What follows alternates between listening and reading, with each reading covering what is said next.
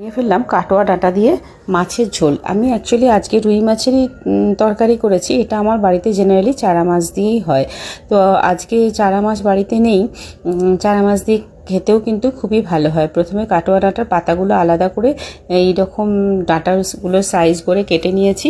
যতদিন নরম থাকবে না ততদিন খেতে ভালো লাগে। যাই হোক, প্রথমে জিরে তেলের উপরে খুবই অল্প করে দিয়েছি, আর কাঁচা লঙ্কা চিড়ে দিয়েছি বেশ কয়েকটা, ঝাল যতটা খেতে পারবো সেই রকম।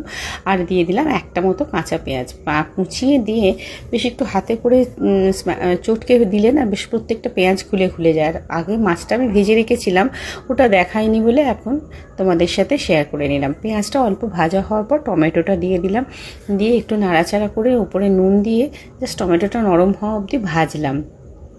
ভালো করে ভাজা হয়ে যাওয়ার পরে ওপর থেকে একটুখানি আদা বাটা, নুন, তারপরে একটু হলুদ গুঁড়ো, এইগুলো দিয়ে ভালো করে কষাতে লাগলাম। তাতে কি হবে, টমেটোটাও বেশ নরম হয়ে যাবে নুন পড়ে।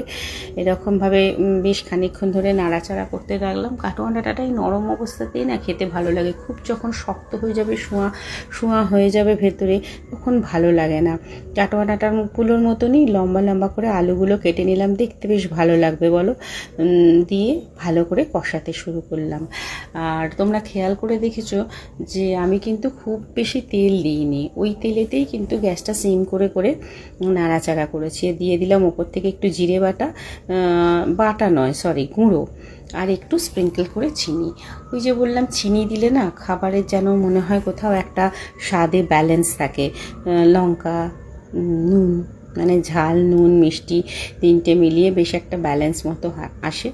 তাই জন্য একটু চিনিটা দিলে কালারটাও আসে। তাই আস্তে আস্তে কষার সময় চিনিটা দিয়ে কষলাম, পরে দিইনি। হ্যাঁ, আর দিয়ে উপর থেকে জল দিয়ে দিলাম, দিয়ে অল্প জল দিয়েছিলাম, খুব বেশি দিইনি, যতটুকু সিদ্ধ হওয়ার মতো লাগবে, কারণ আমি খুব একটা গ্রেভি রাখতে চাই না। তারপরে ফুটে গিয়ে সেদ্ধ হওয়ার পর মাছটা দিয়ে দিলাম, দিয়ে অল্প ফুটিয়ে নামিয়ে নিলাম। খেতে কিন্তু খুবই ভালো হয়, তোমরা অবশ্যই